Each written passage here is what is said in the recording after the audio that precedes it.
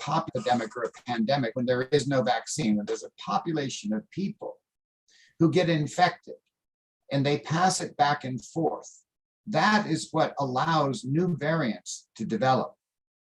And each time a variant develops, it is stronger and less impacted by existing vaccines and treatments, if there are any. Now, my elders taught me a long time ago that the only way to have a true impact is by the example that you live, rather than the words that you say. The whole COVID question comes down to something very simple. Do you care about others, or do you only care about yourself? Reporting for DGSN, I'm Kenneth Ludden. We're going to go now to a video. Wonderful, amazing guests we've had on this show, Lysandra.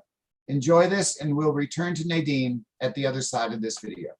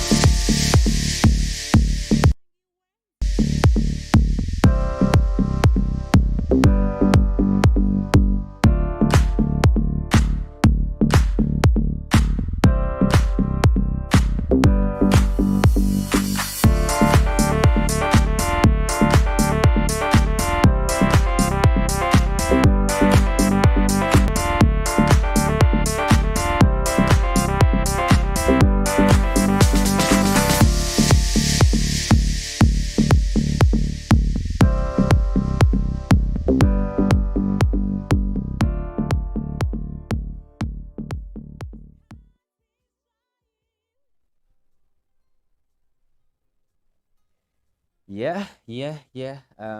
It's really awesome to look at the young people dancing there. I believe that was Woof, doing some handstands and some head spins, and some other guy that that looks like me, but you know, I don't know who Well, it in my dreams, I was watching Lysandra. is. Sorry, guys. Definitely, we are. Yeah, we are going to appreciate Cassandra at the end of the show. We're gonna play her video. Yeah, but welcome back to the Global Sunday. Yeah, we're still talking to Nadine all the way from South Africa. An amazing, versatile lady. Nadine, welcome back. And I have a question for you. Um, I know a few years ago, around 2013, 2014, you did a powerful poem and you were performing in front of a large audience. And, I'm not going to talk much about the poem, but I would like you to take us through, um, you know, the inspiration behind that poem. What's the inspiration behind it? So, like I said, I started doing poetry in church. And I was actually a suicide victim when I was younger. So, I have like 6 stitches now of overcoming that in my life. So, when I got the opportunity to write poetry, so what I would do is I would articulate the Psalms in a different form of how I see it. And when I did the powerful poem, like you would say, um, I would do it as if it's the last rope for anyone in the audience. Like it's their last. This is the last thing that they're gonna hear. So either shift them in emotions or try and be the seed to change their mind. And because I had that, I guess, motive or intention of putting myself out there in front of people I don't know, I think that's what made it more powerful is that I brought my vulnerability and I allowed it to be used for someone else, despite me not knowing them as their strength. So that's about it. I hope that makes sense. Yeah. Mr. Pike, what are your thoughts? What was the reaction? You talked about what you were trying to do. What I'm sure it was very successful, but what was the reaction from that?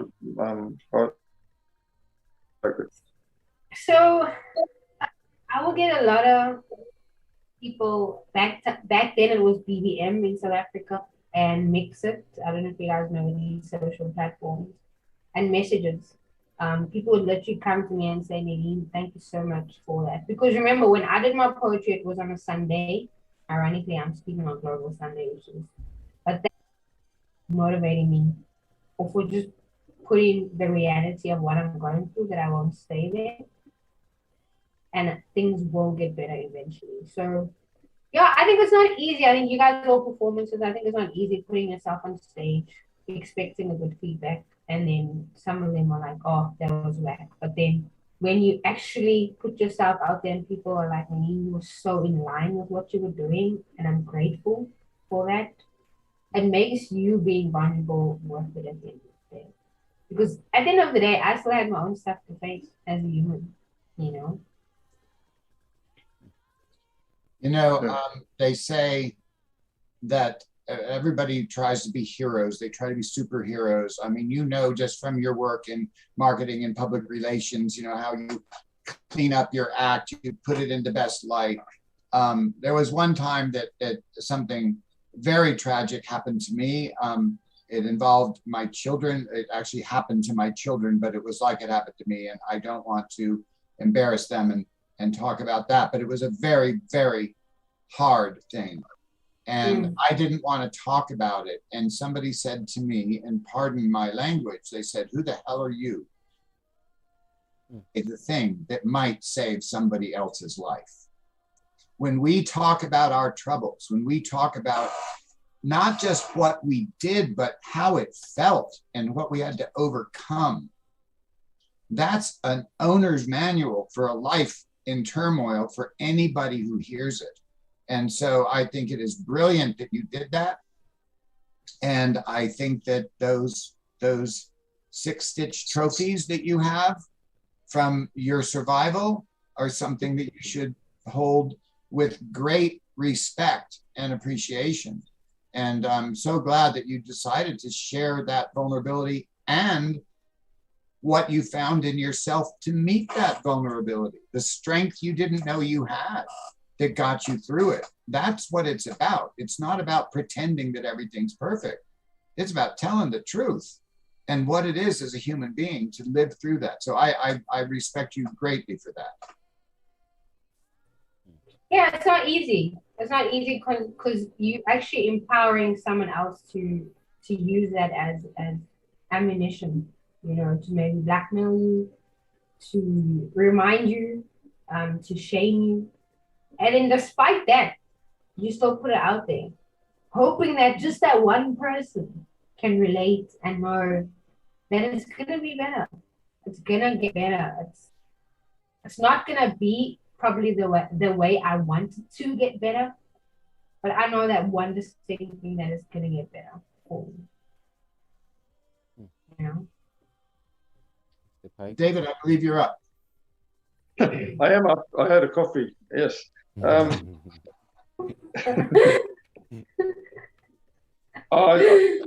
a little. This is heavy stuff, Nadine. It's as Ken said, very brave to share online. I work with disadvantaged Indigenous. We do have some people who go to the brink. Let's put it that way. Go to the brink of staying with us on this planet or moving to another realm. So I think either through your poetry or just speaking to people, because I don't go as dark. I'm very fortunate in that sense. I have, I don't know, maybe some pressure valve releases on me, or I do some things, but I know other people, it's not the same for them. They go very, very dark, and they go to the end of their tether. And I'm actually in contact with people from time to time who are, I feel like I'm a counselor on a lifeline call. So I think that the greatest tragedy is if somebody goes all the way through with it, and to see you sitting here today and how much you're giving back to the planet and the universe is amazing. And I think it's a testimony for why under any circumstance we've got to hang on to our lives, that they're valuable, not just for ourselves, but for the people who know us and learn and live from us. So yeah, thank you. I was going to get back to some of the questions. So what do you like and enjoy the most when speaking to people? I just to remind me that like my little bubble is not that important. Diversity is important for me. I'm a very free-spirited, open-minded individual. I studied theology when I left high school, so I didn't go the route of first year varsity, second year varsity. I mean, I grew up in a Christian household, but my frame of reference was just built on what my mom said and my dad said. And I was like, let me discover this theology on my own. And I left. I didn't have a plan. I was like, I'm just going to do theology for 2 years. So my mind is way too, I think, curious in life not to be around people. I love the fact that people are different from me. I love the fact that I'm not always right. I love the fact that I can learn from someone else's story. Even if it makes me feel really small, just reminds me that, hey, life will humble you, young lady. And then it's just, you need people. Like, you can't live a life isolated and be bigger than other people and better than other people. And I think you can't do that. People have stories, they have pages of their book of life in this beautiful canvas of not knowing. We weren't given a manual to live as well. I just think people have stories. People want to be heard. Why the hell not me? Why not? You know? That's lovely. Mr. Ken. Well, yeah. I know Mr. Ladin wants to comment on this one, but I have something to say too, because I can relate to what Nadine is talking about. You know, when you speak to people, and especially when you talk about your past or your present, if normally if it's something that is bothering you, might be going through a major stress, you might be going through some problems or whatever the case may be. Most of the time, when you talk to the people, you find that maybe they've been through the same situation, they've been through the same curse. And like I remember a friend of mine, I remember a friend of mine who was going through some stresses and stuff, And then another friend of mine came with something which was like really crazy, crazier than what my other friend was going through. And then he was like, oh my God, I was complaining for nothing, you know? So yeah, I can relate to what Nadine is saying. You know, interacting and speaking to people, hearing their problems, and maybe even yourself, you know, expressing yourself toward them, can make a huge difference. So, I think that's a very um powerful message there, in which I can add on it and say, maybe if you're watching right now and you have something that is bothering you, and you're not talking to anybody about it, you might find out that if you speak to somebody about it, you might speak to somebody, like the right person, who's been through the same situation, and maybe even worse than yours, and they might give you some ideas on how to get away from it, or how to overcome that obstacle. And sometimes it might be something that is like nature, you cannot run away from it, you know, and then you'll be free because you know the truth that, okay, this is part of nature, let me just let it flow, you know, in my life, and then it's gonna go away when there's time. Sorry for taking your spot, Mr. Laden. Please go for it. No, that you're the next generation. Soon you're going to have all my spots. I'm going to be off on some cloud doing whatever people do next. No, hopefully for not for a long time. You know, when it's our birthday, you know, we get a present, it's wrapped, and we don't know what it is, and we're all excited. And we know that the wrapping isn't the present, and we're excited. But when we have an opinion, and somebody has a different opinion, you know, that's dangerous, man. They couldn't possibly know anything that I don't know. Nadine, what you said, I think should be tattooed on everybody's hand. And that is, I love it when I find out I'm wrong. Because what that is, that means you just got a package that's wrapped in something that you don't know what's in it. You can open it and you can find out. And that is incredible. That is so inspiring, you know. And as you age, you know, I can speak to that more eminently than anyone else on the panel. But as all of you age, people do turn to you and they expect you to have answers. But your duty is to always find out, where am I wrong? Because people, the more you go into that position of authority, you're a financial advisor. People are going to trust their finances in you. You have to constantly test, is what I'm thinking right? Or is this going to be bad advice? Is this going to make somebody go into ruin? And that's with relationships, how to do things with your children, what to feed your pets. What's good for one pet might kill another pet. And so I just love what you said. I think that is just incredible. And now, according to my script, we're going to take a little break, and it's going to be, is that dude? Is it a dude video? I think maybe because I found a video of Nadine performing live, and she was doing that poem that we talked about. So I thought I should, you know, talking about presents and surprises. So yeah, I watching. Please drop us a comment. We'll make sure we say hello to you as we continue speaking to our lovely guest, Nadine. See you when you come back. This is the Global Sunday. You are watching Global Sundays.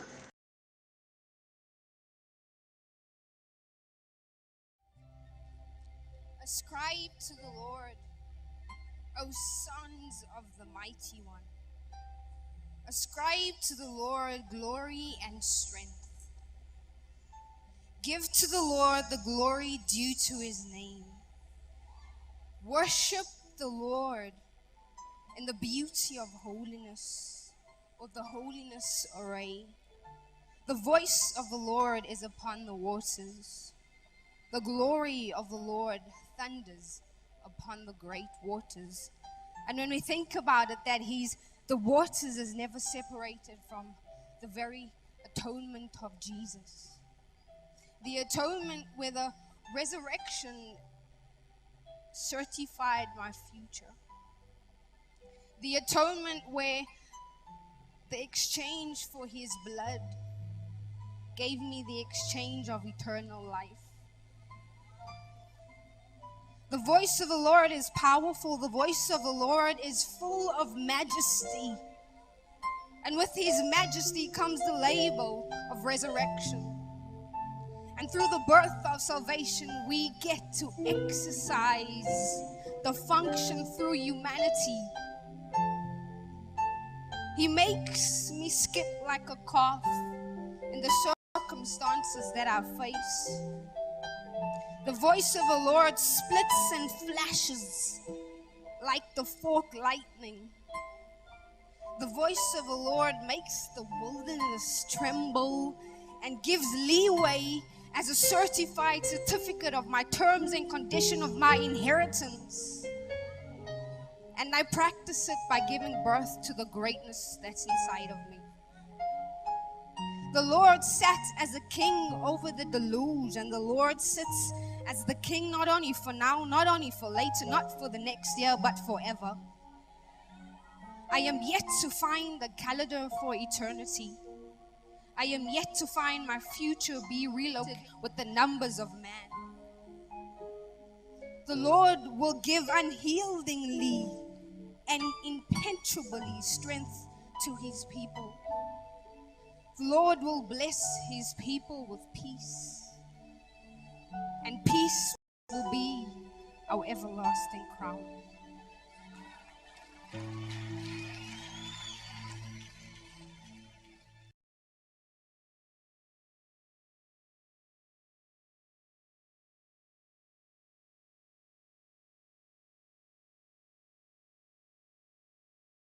Nadine, you are on. I hope you enjoyed that snippet from, well, the Global Sunday. And good evening to you who just joined. Thanks so much for tuning in. Wow. Boo, boo, boo, boo. Another first. That's a bit of Beethoven, Ronnie. Yeah, Tabi, my leadership, shout out to you. Zulu Pavarotti, shout out to you. Joyce Boitumelo, shout out to you. Junior T-Man, my nephew, shout out to you. Musa Lutuli, shout out to you. Lisa, shout out to you. Jody, shout out to you. Let's see. Nomdwemfundo. Hey. Bathi khuluma nawo abantu batshe kabanganjani lungani kwalo aka Chocolate aka Leo. Hayi ngishayekela phana. Okay. Yeah, please do drop comments below and if you want to say something to Nadine, please do say do drop a comment below. We make sure and we pass the message to her. I know Mama Mia was saying my sister hello. She was sending greetings La Payana, and someone was saying I'll go through your comments later on. Let me pass it over to Mr. Laden. I know good and he's burning. He wants to ask a lot of questions. You know, he's been saying pinching me. Like, yeah. I want to say something. I'm joking, Mr. Laden. Please take over. That's all right. Just so long as you're not reading my mind right Oh my now. God, I asked for it. Oh my God. Okay. I have a question. You know, every artist, every person in the world creates something very special that comes from them. Tell us about Nadine's Corner. Oh, Nadine's Corner. Oh, wow. That was actually just stemmed from frustration.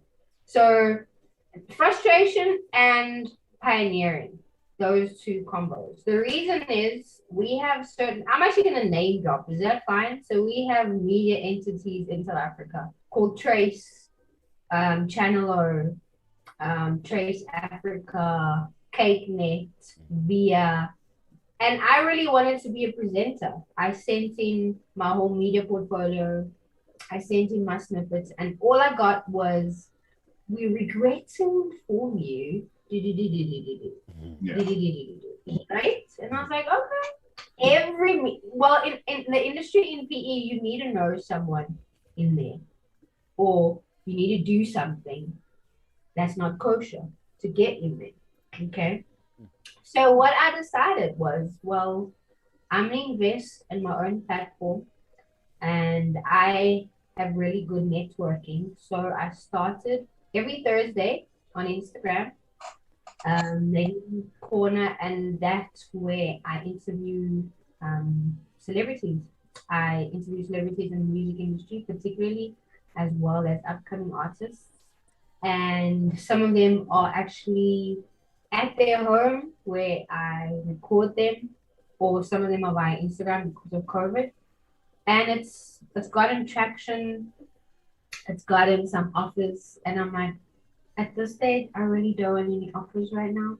I just want to cultivate and pioneer something that's my own. So that is Nadine's Corner every Thursday on Instagram or by appointment. So yeah, I got a lot of no's and I got frustrated. I was like, no, let me create my own platform. And I invest in myself. I pay the camera crew on my own. I pay for the transportation. I do the PR, I do the marketing, I do the negotiating. So that's what Nadine's Corner is about. It's yeah, that's amazing because when I was growing up also, I attended a lot of competitions, dance competitions and a lot of different. I was trying a lot of different things, and I came to a point where I was like, you know what, I'm sick of this. I mean, it's okay to go and compete and see how much strength you have, but like you said, sometimes it's all about who you know.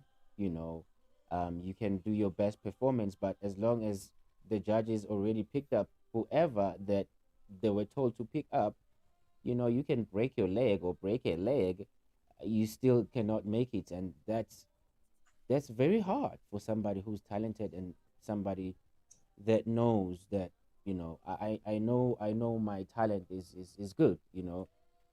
So I came to a point where I was like, you know what, just like you did, Nadine, you decided that you want to create your own platforms or your own opportunities. So um, yeah, I ended up telling people that, you know what, instead of waiting for somebody to give you an opportunity, why don't you create your own opportunities? Because we all human beings, though one might have, one might have one hand, one might have one eye, we are here and we have different capabilities. you know um, Whatever that you want to do, you can do it without waiting for somebody else to put it on the table for you.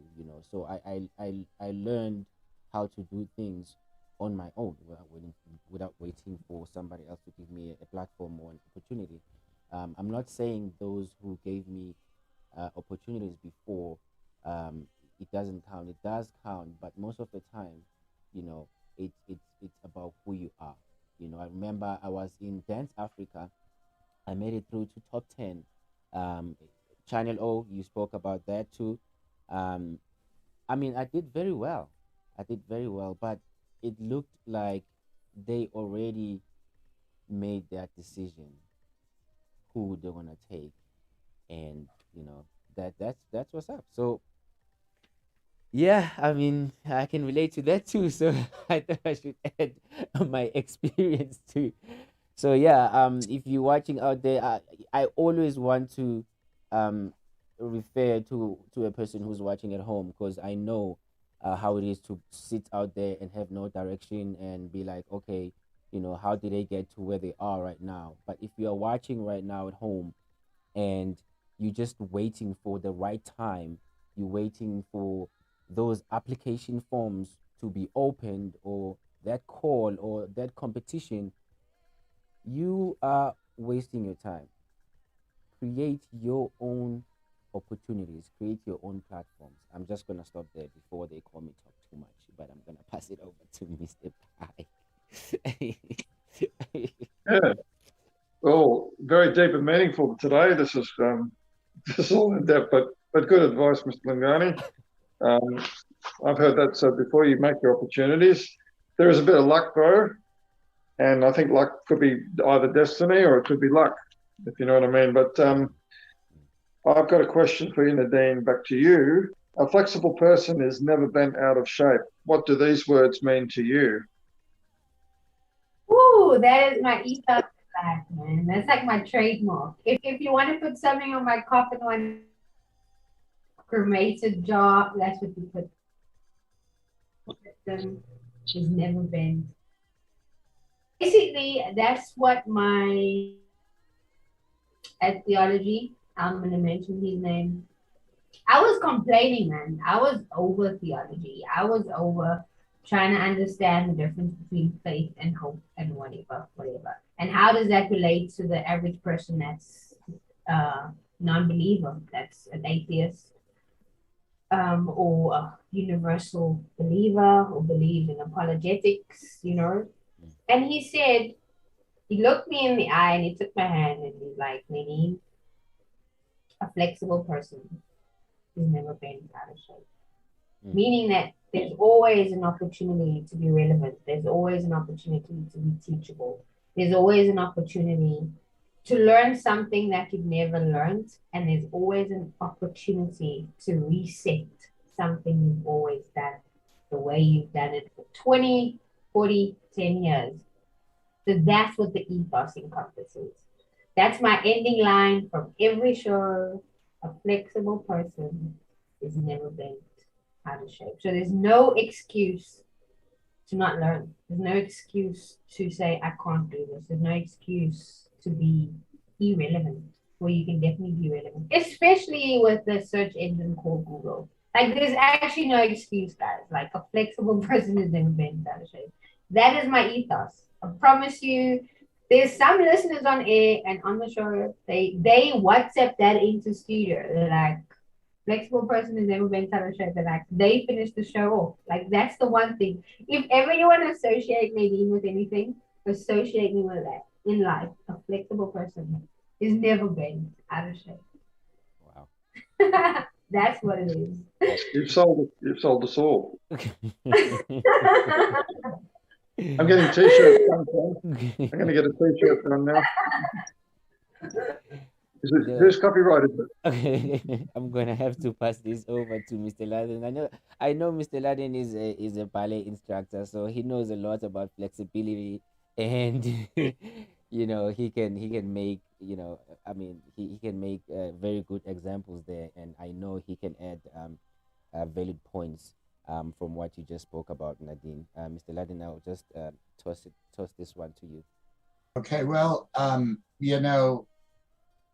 there was a famous football team called the Terrapins, and they called me and they said, our team is having a problem. We're not winning. And I said, I teach ballet.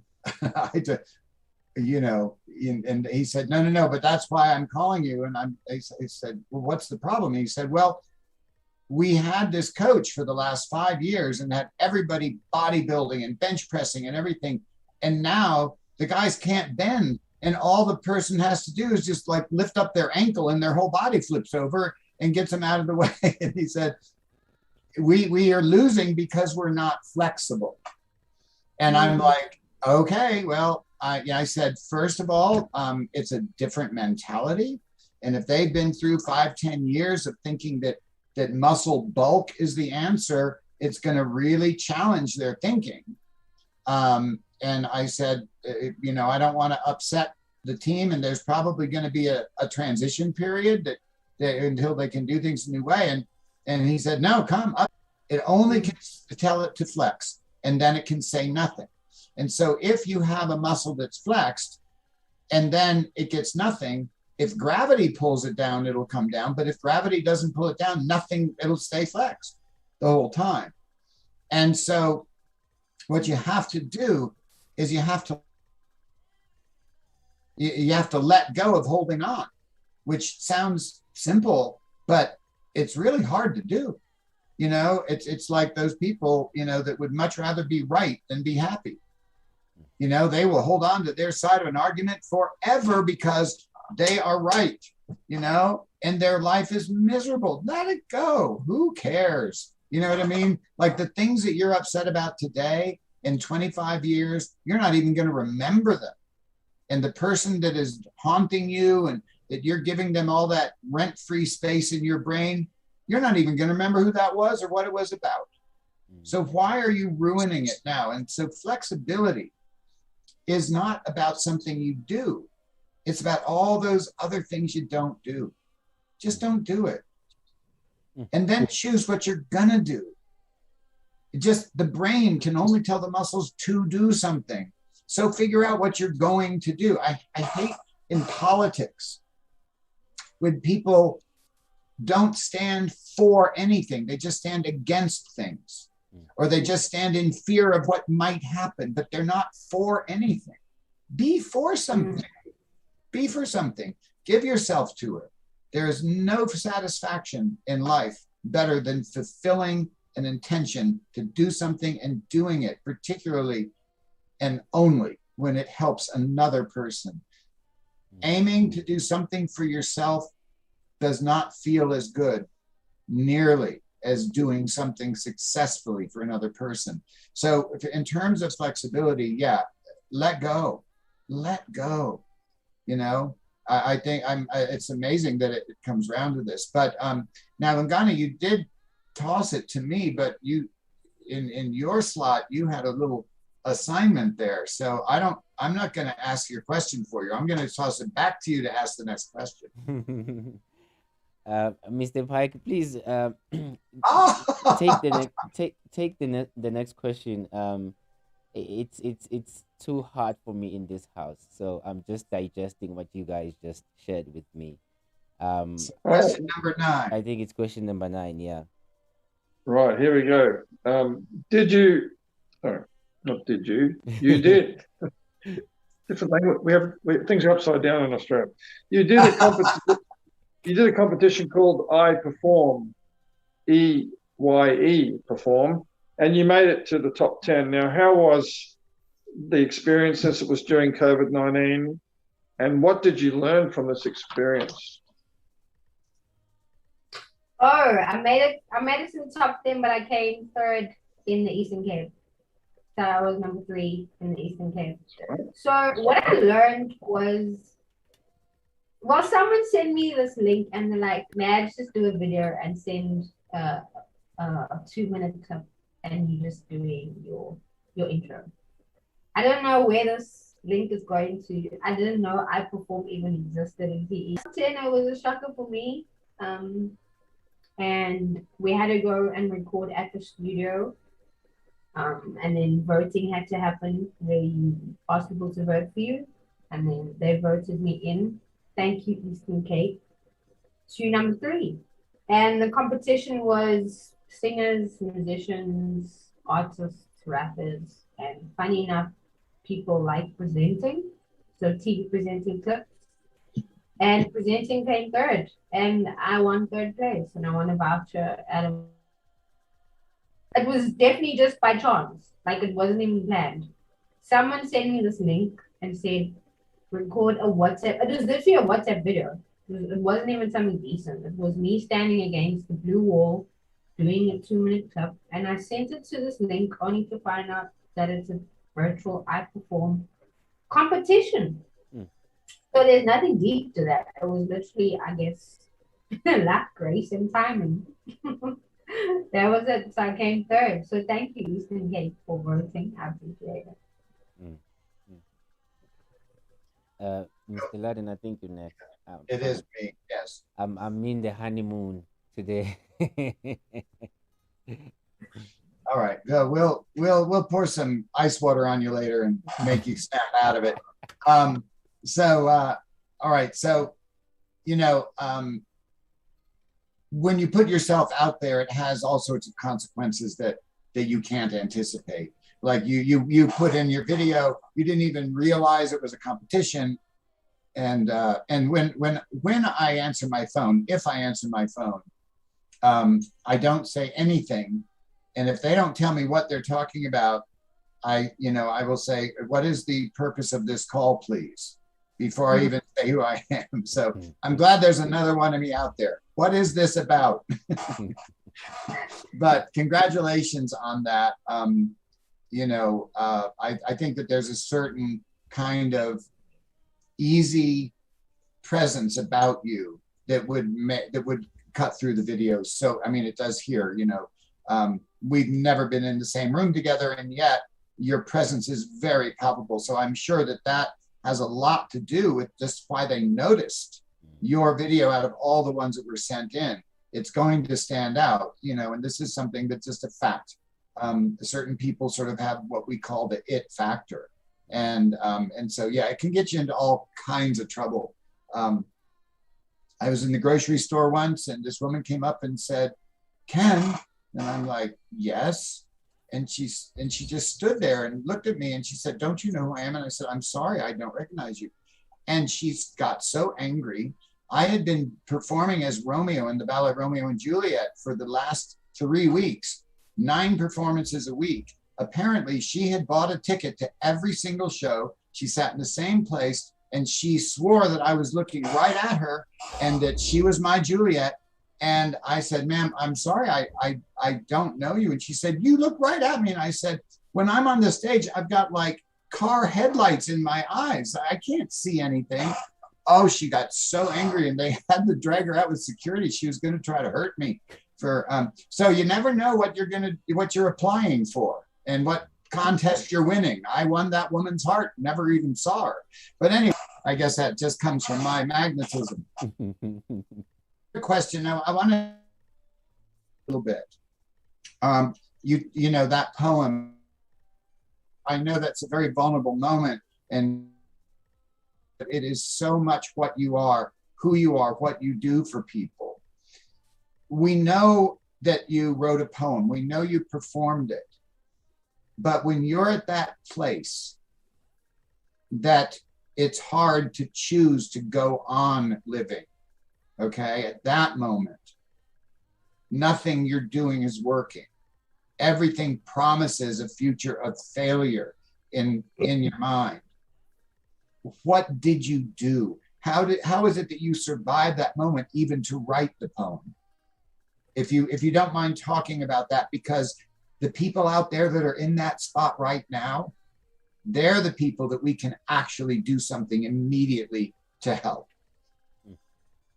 Like I'm not shy to speak about my downfall because I'm human, and I'm too transparent to myself to not be transparent to you. I mean, that was one instance. I was 3 years ago, I was engaged. There was infidelity in that. I gave his ring back. I intentionally went for counseling for a year. I've been single for 2.5 years, but now I have more options, right? I'm 29, options, but I'm still reserved. So just get that clear. The other thing as well, I'm 29, right? Yes, I have these successes in life, but I was retrenched 3 times. Who imagines to be retrenched before the age of 29 3 times? Being unemployed, finding a job, sending your CV, and the only thing you get is we regret to inform you. The realistic thing about being a suicide ex-victim is there's no rehabilitation. You can be a drug addict, there's rehabilitation centers. You can be an alcoholic, there's rehabilitation centers. But there's no rehabilitation centers for someone that's just trying to take their life. That's the real thing. So the ultimate thing for me was when my brother asked me, or he said something to me that I think just navigated the coordinates of my life. He said, "Nadine, stop sleeping on yourself." It sounds simple. But that's what my brother said. He said, "Stop sleeping on yourself." And that's when I started to say, "Nadine, what do you want to look like at the age of 30? What do you want to have in your possession besides the words that you say? Or how do you want to look at the age of 40? How are you going to look at the age of 35? And from there, when my brother asked me that, while he said that statement, I cultivated the life I wanted despite what life put in front of me. You have mentioned a couple of times in our talk before the show started and during the show, you've mentioned, in spite of what I was thinking, in spite of my own, personal reaction, it's very, very important, I think, to realize that there is an actor, and I'm not talking about a television actor, a person who takes an action. There is a person who can act in you, even when your consciousness or your emotions do not acknowledge that that person exists. Now, in your study, many theories about what that is that the voice of God? Is that whatever it is? That is there. There is an actor ready to take action in you, even when you've given up on yourself. And you have to let that actor act. And so I know that you've done that. Even if it's uncomfortable. I mean, I'm in radio, so when that happened, when I had to transition between being a fiance to singlehood, people would actually ask me what happened. Not for the interest of caring about your heart, but just for the sake of knowing. Lost a lot of friends then. But before that, I had to know, like, what do I want to see in marriage? And if it doesn't align with that, then you have to walk away from it, despite how you feel. And to cope, I just put the mechanism of going for therapy, which helped me, which is not normal in our culture in South Africa. As I'm defined, it's spoken about very, very little. So even by going to that, that's life. I mean, you can't run away from the life of life. You can't run away from the obstacles of what's going to hit you. It's how you just navigate through them, how transparent you are, and knowing that you have an opportunity to feel that way, but you have the ability to not stay that way. And whoever that, you're between the age of my two youngest children. And so I'm sorry, I'm just like a dad, but who is that stupid idiot that decided that a moment's pleasure was worth more than a life with you? That's one classic idiot. I hope I never find out who that is, because I will advocate on your behalf, my dear. I'm grateful for that. Over to you. Right. That's up to you. Have done a lot of amazing things. So what is your ultimate goal? Oh, my ultimate goal is to avail shoes for the homeless. I run a non-profit organization, as well as I'm an advocate for gender-based violence. So the homeless, they normally need shoes because they don't have space for clothes, because they don't have cupboards. And then secondly, they get robbed in the shelter homes. So when I sit with these guys, normally on Saturdays, they like me, just give us shoes, man. Just freaking give us shoes. That's what we need. We need shoes that fit us. We need summer shoes and we need winter shoes.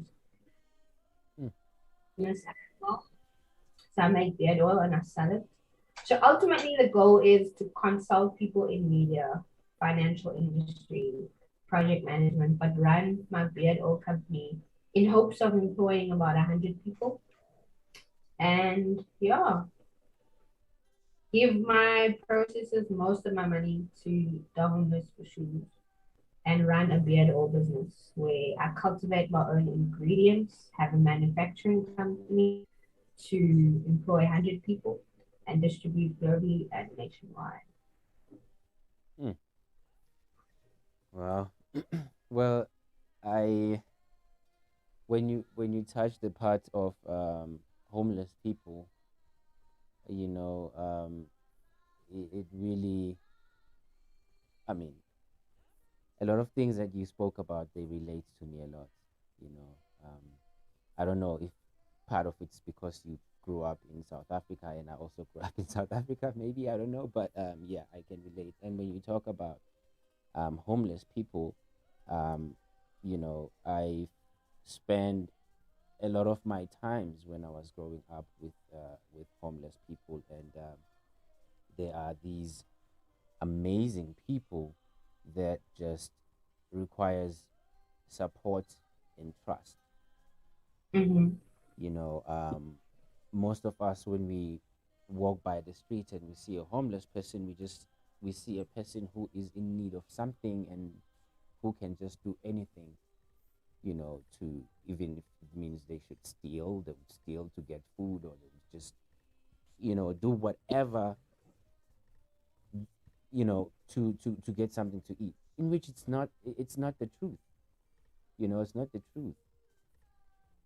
I know people who'd rather sleep with empty stomach. You know, they would rather sleep with empty stomach instead of stealing. You know, they would find car keys maybe on the road, and they will stay there and keep them and give it to the owners. They would find even food. If it's not given to them, they would not eat it. They would wait and say, "Hey, you left your food," and they would bring it back. I mean, um, yeah. Anyway, it's just, you know, the part of it's the society and the things that we see on television, on social media.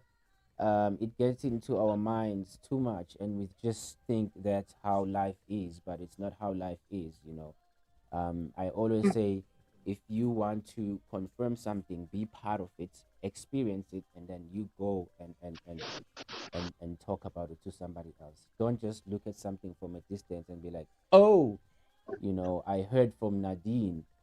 This is the facts. This is how it is." Go and experience and talk about something that you have experienced, that you know. Um, you know, not just something that you heard from somebody else. So yeah, it's really amazing that you touched on homeless people, and bravo to you for doing that. Yeah, I don't know if I'm supposed to be asking the last question, or I should toss it to Mr. Pipe. Mr. Pipe, please just take our last question for our special guest today. Okay, Nadine, ready for this? That's an This one, interesting one, actually. yeah. Are you ready? Yes. Am I? All right. You're born ready. If you were given a magic microphone that can translate anything you say, you have a moment to say something to the entire world, what would you say? Get over yourself. Mm. Get over yourself. You're not that amazing. Like, just get over it. Like, for real. Get over yourself. Like, you are capable of doing it. But get over yourself first. Yeah. Get over that voice. Get over the doubts. Get over, I only have 24 hours. Like, just get over yourself. You are your biggest obstacle. Get over you. Get over you. Maybe for a person who's just like me, a slow person who's trying to understand what you mean by get over yourself. Um, you know, would you please elaborate maybe and make a few examples what you mean by get over yourself? Get over trying to perceive what other people will see you like. I mean, Mr. Landon probably saw me a different way. This chick with the short hair. I mean, I sit in meetings where I speak to you on the phone for a whole week, and then eventually we have a sit down, and my clients are not um, small clients, saying that humbly, and they're like, "Oh, I spoke to this girl." I'm like, "Yes, sir. You spoke to this girl, and this girl is gonna help you with your project that's really big." So there's a perceived perception of you wherever you go, and the lie that someone told about you, and that the lie met you before they actually met you. I mean, when I was told at one of my workplaces, "Hey, Nadine, I thought you were really a rude person. I thought you were the stuck-up chick because you always dress well, but actually, you're actually a dope girl." I'm like, "Yeah, you had a perceived perception, and I didn't make the time to confirm or deny. You were there, so you could decide whether you wanted to discover that truth or not, or that lie. But I got over myself. I came there to do what I needed to do. And people are always going to have a perceived idea of you. You don't have any obligation to prove them right or wrong. The only obligation is to get over yourself, evolve, accept, and be a kind person. Just be a freaking kind person. People are going through a lot. Yeah. Be kind. Get over yourself. If he doesn't look a certain way, if she doesn't look a certain way, how you think they should look. Look, I meet clients that don't look like they have $1 million in the bank, but that man came in as a tracksuit pants and a hoodie, and he has $1 million. I sit with clients that come with their Louis Vuittons and their Gucci and their bankrupt. So just be kind to any human being and get over yourself. Mr. Ladin and Mr. Pike, any comments on what Nadine just shared before we make our way to the airport? So there's a thing that we call Rule 62, and that's don't take your damn self so seriously. That's our way of saying get over yourself. There's something that you said, you just sort of dropped it, and that was about the fact that you produce your Instagram show, you pay for the things, you decided to do the manufacturing of the things, you paid for it, you did. Now you're hiring 100 people. This is something that I think is very, very important, that I have learned from my life as an artist. So when you're an artist, you never are trusted with money. Vicious that you're just gonna, if they give you anything, you're gonna waste it, that you're just frivolous, etc. I was doing a stage show once, and I was being very smart. All the financial advice I'd been given is that, oh, well, it's good. Okay, I'll do it. I'll take my own money. I'll put it into it. I'll invest in myself, in my own show. Within 6 months of making that decision, every single member of the band was regularly earning about $2,000 or $3,000 a month on shows, because I decided that I was going to believe in what I was doing, and the money that I earned, however I earned it, it didn't matter. That I could do anything I wanted with it. I didn't have to stick to a schedule or a script. And the way you said that, as a financial advisor, and the fact that you believe in more than one source of income and all of that, that can't be the end of the story. You're not your spreadsheet. You are your person. And if you have amassed opportunity, networking, wealth, notoriety, influence, whatever it is, whatever currency you can spend, you're the one that chooses the mark you make in your life. And I was so glad that you said that, because it reminded me that was decades ago, when I learned that lesson. If I want to do something and I want to do it my way, that's the winning ticket, because that's the individual that the universe conspired to make here with me. And you're who you are, and David is who he is, and Lungani is who he is. Every person is who they are, unique with something to give. And so I just wanted to kind of mention that, because you sort of, it slipped in, and I wanted to acknowledge it, that yes, you'd be smart, you'd be savvy, you'd be cunning and clever with your money, so you can be you. I've never seen a tombstone anywhere that listed how much money they had in the bank when they died. But I've seen lots of them that said, the funniest person I ever knew, always there to help a friend, always honest. Those are the things that your life means, not the amount of money in the bank. So use your resources to invest in your own brand of self. Anyway, that's all I wanted to say. Yeah.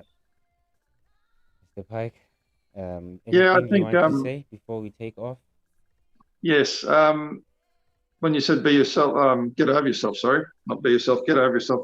I think how much we can contrive our persona, how, you put on a face, and to some extent we need to, because it makes sense to other people. You might be a financial planner that I'm seeing this morning.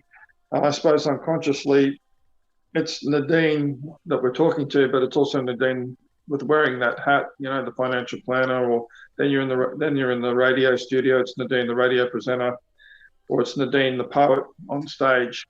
But even though we have to put the hat on, it's if we I guess what you're kind of saying, if we can recognize that we are wearing a hat, it's the true essence of ourselves is there as well, but it's a particular facade that we have at that particular time.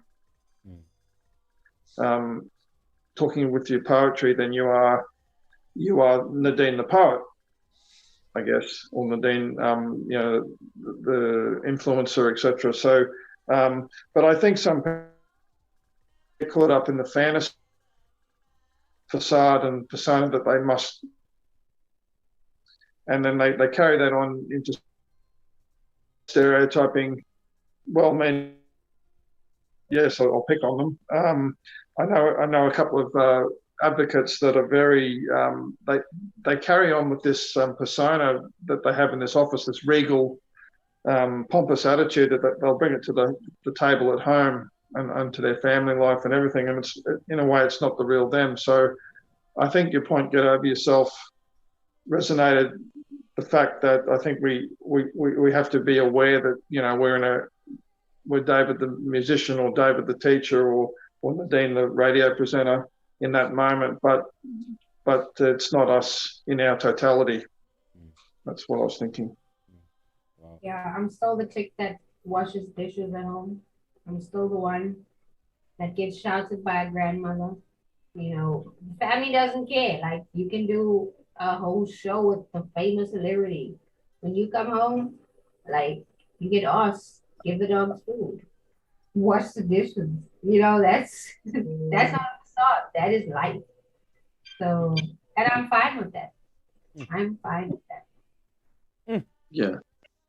Wow. Okay. I think unfortunately it is time to take off. But yeah, while you guys are still in that moment, I would like to ask you guys if you have any last words to say before we close the show.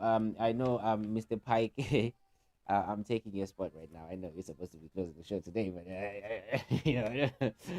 so I will start with Mr. Laden, and I will follow with Mr. Pike, and then I will close with Nadine. Any last words? Any last words for this show? This day is a different day than any other days. Even if we were to try and do a same show like this one, it will never be the same as this show of today. So today on this show, on the Global Sunday, any last words that you'd like to say to a person that will see this video in the next future, in the future, or in the near future, 20 years to come, 50 years to come, we don't know.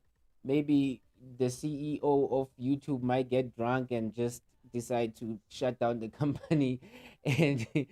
But any last words you guys would like to say to a person who's going to watch this video in the future, or the person who's watching right now? Go for it. Let's go, Mr. Laden. Okay, I want to say, first of all, thank you very much, Nadine.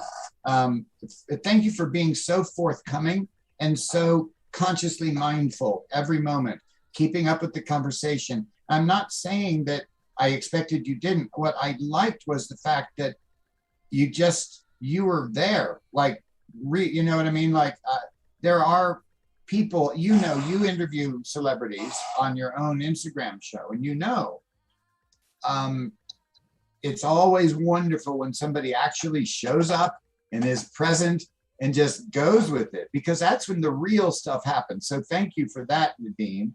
And for the people in the future, up to the moment that the drunk CEO shuts down YouTube or whatever was happening in Lungani's mind. That's okay, Lungani. We'll call your nurse. She'll be there to help you soon. But if you let somebody, when somebody shines their light, it is a revelation. It reveals things that were not there previously and wouldn't have been there otherwise. So that's all I have. Thank you, Nadine. And on to probably whoever Lungani decides to pick on next. Mr. Pike, and then we close with Nadine. Okay, Nadine, lovely to talk to you. I've never been to Port Elizabeth, so that must be on my itinerary list at some point. I'm sure that we didn't talk much about the town, but I can Google and find out. Unless there's something you particularly would sum up Port Elizabeth, is there anything particularly prominent that you could advertise on behalf of that place? The beach. The beach. The beach. Okay. Beach. All right. Pleasure to meet you. And we have to acknowledge our host, Mr. Lungani, Global Sunday producer, for putting this whole forum and platform together. As you said, Nadine, you make the opportunities. And I think Lungani was jumping up and down in the chair with excitement, because that's exactly what he's done during the COVID with his Global Sunday program.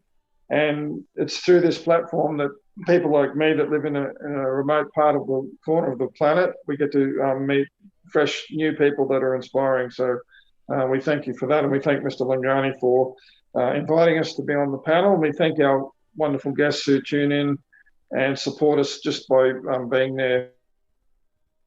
So big thank yous all around to all the people. Are we up to the close part of the show, Lungani? You're going to sign off, or do you want me to? Let's let Nadine say something, and then Yeah. I'm just gonna, First of all, I want to say thank you for inviting me. It's definitely a privilege and an honor. I don't take it lightly. Thank you for being amazing hosts, all three of you. Never in my wildest dreams would I have thought from a poem I would meet someone all the way in America, in Australia and Arizona, and having a discussion via Zoom, especially during a pandemic where so many lives were lost. So it's such a privilege to meet you, Mr. Landon and Mr. David. And Lungani, thank you so much for the invite. I'm really grateful. I'm really thankful. In South Africa, we do have a saying, "Ukoza," and it means thank you. So I just pray for so much expansion, so much prosperity, and so much wisdom that goes on behind the scenes for the team. Thank you. That's what I have to that's say. what's Thank you. up. That's what's up. Nadine in the building, all the way from South Africa. It has been amazing talking to you. Such an amazing girl. I know, or should I say, such an amazing woman. I know there's a lot of women who are watching right now who are inspired. I know there's a lot of comments going on down there, but unfortunately we have to say bye. Thank you so much to all those who are watching on Diverse TV, YouTube, Facebook. We love you so much. This is the Global Sunday. We'll see you next week, same time, same place. And bese ngithi khuluma nabo mfana bathi sikhamba kanjani uLungani Kwalalo, aka Chuck the Kid, Leo. Boo, boo, boo, boo. Let's say bye-bye. This classic, never give up.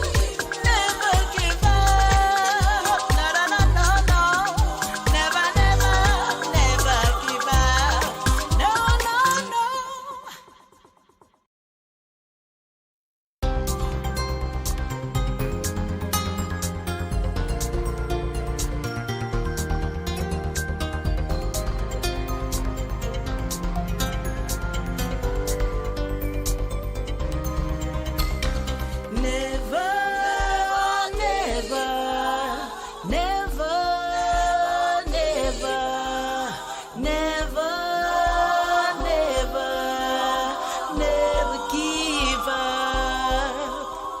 Never, never, never, never, never, never, never give up. Wavusa uthando enhlisweni yami, kade ngisitshela ukuthi kade lwashabalala. Wavusa uthando.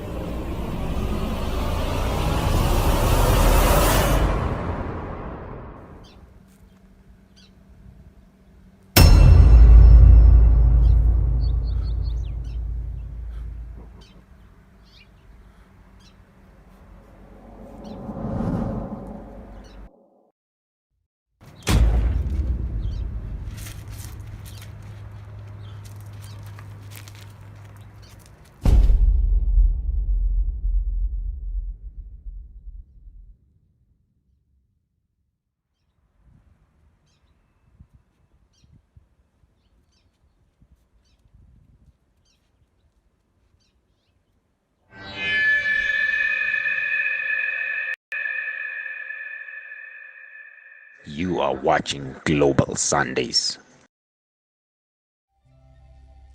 Ascribe to the Lord, O sons of the Mighty One. Ascribe to the Lord glory and strength. Give to the Lord the glory due to his name. Worship the Lord in the beauty of holiness, or the holiness array. The voice of the Lord is upon the waters. The glory of the Lord thunders upon the great waters. And when we think about it, that the waters is never separated from the very atonement of Jesus. The atonement where the resurrection certified my future. The atonement where the exchange for his blood gave me the exchange of eternal life. The voice of the Lord is powerful. The voice of the Lord is full of majesty. And with his majesty comes the label of resurrection. And through the birth of salvation, we get to exercise the function through humanity. He makes me skip like a calf in the circumstances that I face. The voice of the Lord splits and flashes like the forked lightning.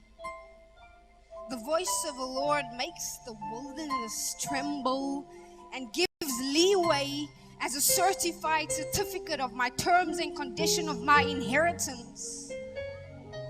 And I practice it by giving birth to the greatness that's inside of me. The Lord sat as a king over the deluge, and the Lord sits as the king not only for now, not only for later, not for the next year, but forever. I am yet to find the calendar for eternity. I am yet to find my future be relocated with the numbers of man.